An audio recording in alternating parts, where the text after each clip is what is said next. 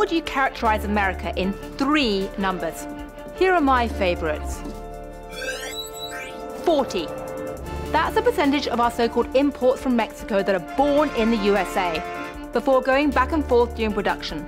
Politicians like Trump make America great again. Complain that Mexico is stealing jobs because factories south of the border make cars sold in America.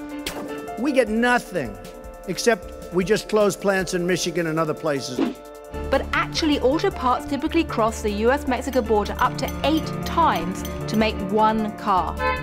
Anybody who thinks that we can just build a wall and shut the borders without damaging business doesn't appreciate the degree to which America is entwined with the rest of the world through its supply chains. 53 million. That's the number of self-employed Americans working freelance rather than in a traditional company. This is double the population of Texas and about equal to the population of South Africa. The internet is spawning a gig economy. Cabbies can be freelance drivers operating under the flag of Uber.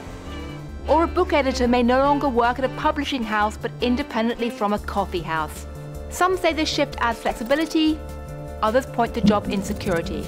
But either way, the trend is significant and here to stay. And $12 trillion. That is the amount of money to pass between generations in the next decade, as people born in the 1920s and 30s die and leave assets to their kids and grandkids. This will be the largest wealth transfer ever seen in history, equivalent to 3/4 of America's GDP, or 152 times the total wealth of Bill Gates.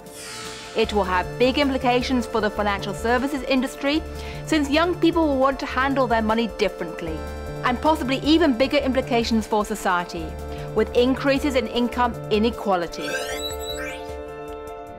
If you had to characterize America in 3 numbers, what would you choose?